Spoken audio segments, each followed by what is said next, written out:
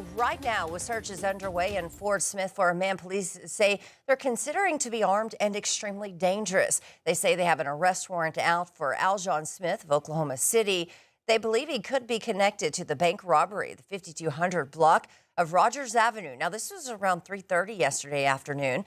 Investigators believe he may have fled from the scene in a gray Kia Forte with Oklahoma tags. Again, they say he is considered armed and dangerous. If you see him, do not approach. Anyone with information is urged to call Fort Smith Police or call 911. And we're learning that there could be new charges against the founder of a Northwest Arkansas-based nonprofit. Attorneys for Jason Carney made a virtual appearance on Tuesday for a pretrial hearing. Carney himself was not in attendance. The hearing centered on new evidence being brought before a grand jury that could lead to new tax fraud-related charges. The next court date is May 14th. The trial is currently scheduled to start in June. Well, both Jason Carney and his wife Lacey are charged with fraud in the case. They both ran the nonprofit Second Milk. Attorneys allege that donations to the organization were being used by the couple on luxury purchases. They claim the donations were going to hunger-related causes in Africa. Well, attorneys for Aaron Spencer are demanding that the judge handling the case step down. Spencer is a father in Lonoke County charged with killing the man who abused his daughter. Currently, Spencer's trial for the murder of Michael Foster will begin Monday. But this week, his attorneys argued that Judge Barbara Elmore cannot be impartial in the case. That request cited gag orders rejected by the state Supreme Court issued earlier. There's no word on when a decision on the issue matter may be issued, but we'll keep an eye on that. And with some breaking news coming in here at 6:33 this morning, police officers, firefighters on scene here inspecting this commuter train which derailed near Barcelona after a containment wall actually fell on the track due to some heavy rain near the Spanish city of Barcelona. Yeah, the driver was killed and multiple people were seriously injured as passengers. A fire brigade official gave this information.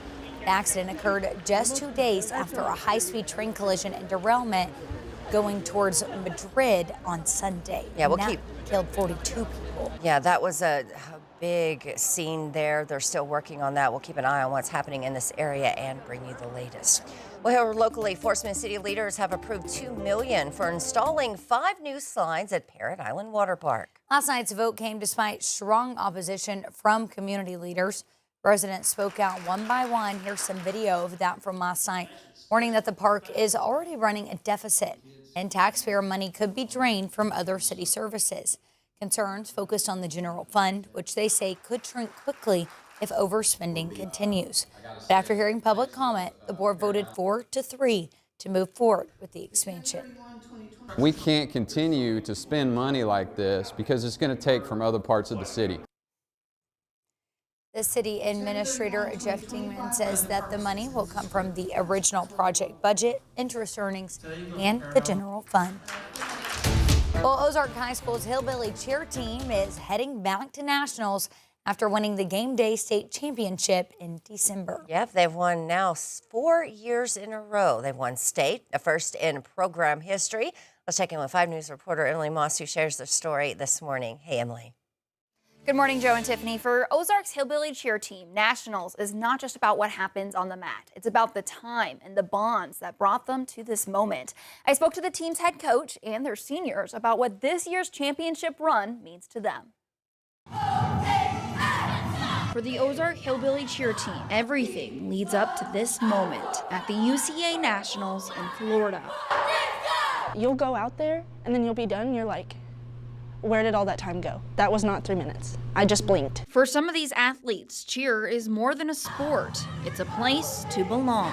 I thought that I would never be caught dead in a cheerleading uniform. I was hanging out with the wrong crowd and I joined cheer and like everything just fell into place. I found my friends. And when they step onto the mat, everything hits at once. Running out and like the adrenaline, and it's almost like you're holding your breath for 3 minutes. It's all built by constant work, long practices, repeated runs, and pushing through the fatigue. Going into nationals, I think we're all focusing on definitely taking care of our bodies, like mentally and physically. I try to drink only water.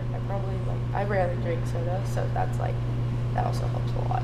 As nationals approach, the focus shifts from perfecting a routine to treasuring the time together. My favorite part is the family that we've built and the bond we've made.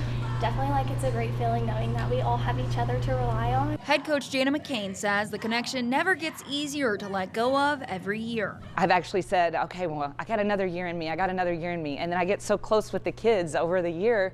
I'm like, nope, I can't stop.